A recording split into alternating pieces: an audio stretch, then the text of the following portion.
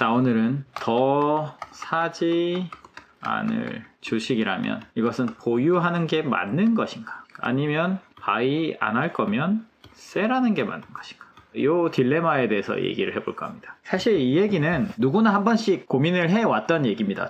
저도 예전에 잘 못하던 시절에 주가가 이제 내가 뭘 사가지고 좀 올라간다 치면 이게 좀 사기는 부담스럽고 그렇다고 셀할 건 아닌 애매한 영역이 있었어요. 그래서 이거를 이제 흔히 사람들이 얘기합니다. 보유의 영역이다. 이론의 여지가 있겠습니다만 저는 지금은 그렇게 생각하지 않거든요. 그래서 이 얘기를 한번 해볼까 합니다. 일단 이 얘기가 나오게 된 이유는 뭐냐? 가끔 주변에서 물어봅니다. 뭐가 좋냐? 혹은 너 뭐 가지고 있냐? 홀딩을 뭐 하고 있냐? 바이를 뭐 해야 되느냐? 그러면 이제 저는 이게 일치하거든요. 제가 가지고 있는 주식이 바이 해야 될 주식입니다. 근데 대부분 사람들은 그렇지 않나 봐요. 그래서 사람들이 물어보기를 바이를 할 거를 말했지 너가 가지고 있는 건 너무 올랐지 않냐 이렇게 얘기합니다. 그러니까 순서가 어떻게 되냐? 뭘 가지고 있냐? 홀드를 뭐 하고 있냐? 그럼 얘기를 해주면 주가가 이렇게 오른 걸 보죠. 그럼 넌 얼마에 샀는데? 난 여기 샀어. 여긴데? 너무 비싼데? 지금은 너는 이때 샀으니까 괜찮은 거지.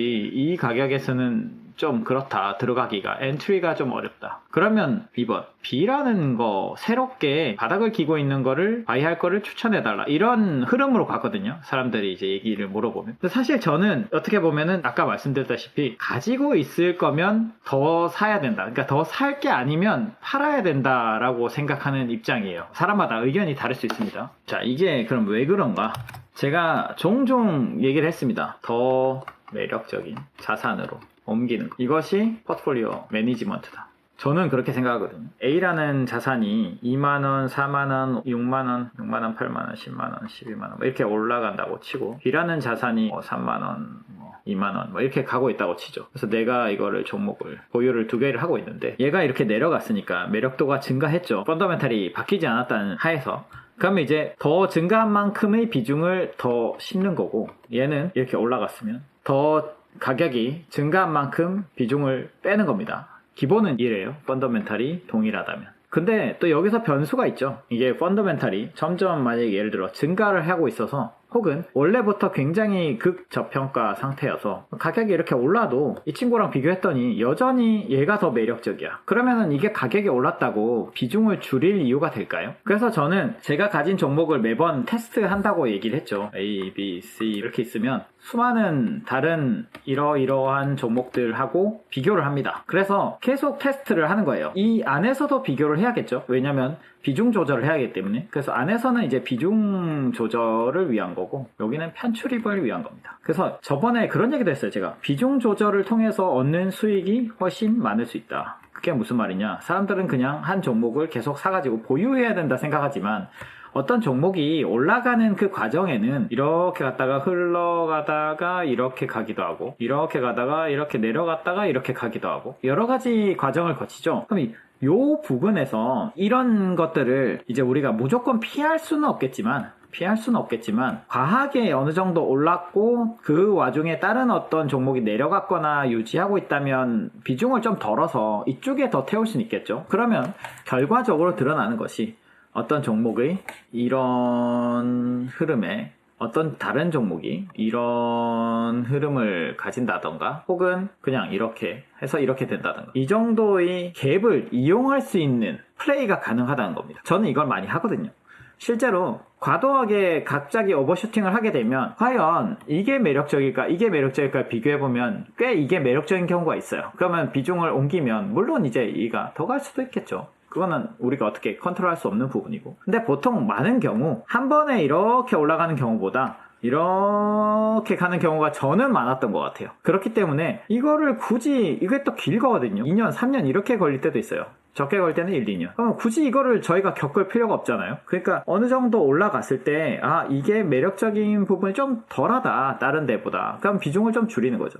그런 식으로 비중 조절 플레이도 합니다. 그러니까 이 모든 설명의 끝에는 뭘 얘기하고 싶은 거냐 하면 처음으로 돌아가면 자, 너가 이 종목이 이렇게 돼서 지금 이걸 홀딩을 하고 있지만 지금은 안 살 거지 않냐? 바이는 안 할 거지 않아? 라고 묻는 것은 사람마다 의견이 다르기 때문에 제 기준에서는 좀 어불성설이다. 지금 제가 홀드를 하고 있다는 건 이 종목이 제일 매력적이라는 겁니다. 물론 내가 가진 종목 중에 A, B, C, D 중에는 비중의 차이는 있겠죠. 그래서 꼭 내가 말한 A가 아니라 B가 좀 더 매력적일 수는 있겠지만 어쨌든 내가 가지고 있다는 것 자체는 다른 수많은 종목들에 비해서는 매력적이니까 가지고 있죠. 사실 그래서 제가 현금을 이 정도 가지고 있고 주식 포트고 이게 제가 지킨다고 했죠. 뭐 15%, 20%.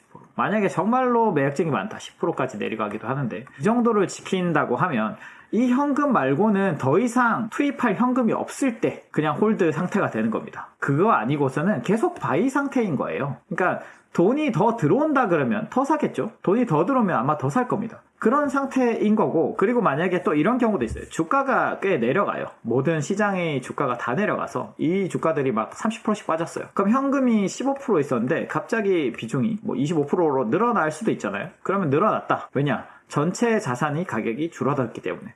그럼 이게 다시 비중 조절을 합니다. 이것도. 아, 현금 비중이 꽤 많아졌네? 그러면 다시 15%를 맞출 수 있게 10%를 내가 가용할 수 있겠구나. 그러면 그 돈이 여기 들어가요. 그러고 이게 다시 오른다. 그래서 한 30% 올랐어요. 그럼 비중이 안 맞죠? 그러면 얘가 현금이 6%가 되고 94%가 주식이 됐다. 그러면 이걸 또 팝니다. 팔아가지고 이거를 15%, 10%, 15% 이렇게 맞추는 거예요. 이런 식으로 현금 비중 조절도 하고 주식 간의 비중 조절도 하고 전반적으로 꾸준히 이 연속적인 바이와 셀의 과정인 거지 보유만 하는 구간은 없다. 이 얘기를 오늘 하고 싶었어요. 그래서 정리를 하자면 말을 이제 반복하게 되는 것 같은데 이거를 좀 잘 이해를 못 하시는 분들이 있어서 설명을 하고자 해서 그렇습니다. 저도 예전에 그랬고요. 보유의 영역이라는 건 없다. 그 구간 안에서 결국 바이를 하느냐 셀을 하느냐 의 문제고, 물론 이제 전체 종목 중에서 매력도의 차이는 있기 때문에 이거를 이제 줄여나가고 있는 과정이든지 아니면 늘려나가고 있는 과정이든지 하고 있겠지만 그 생각을 해보면 간단해요. 결국에는 내가 이거를 싹 다 팔고 모두를 셀하고 다시 산다면 과연 나는 이 종목을 그대로 살 것인가 아니면 다른 종목을 살 것인가 생각을 해보면 만약에 그 안에 내가 이게 부담이 돼서 다른 종목을 사고 싶다 한다면 지금 이거를 홀드하면 안 되는 거예요. 홀드를 하고 있다. 근데 나는 다 팔고 현금을 가지고 있다고 하면 나는 D를 사겠어 라는 결론이 난다면 이거는 가지고 있으면 안 되는 겁니다. 그래서 오늘 하고 싶었던 얘기는 요약하면 바이할 게 아니면 홀드도 하지 마라. 오늘은 요 얘기를 하고 싶어서 녹음을 하게 됐습니다.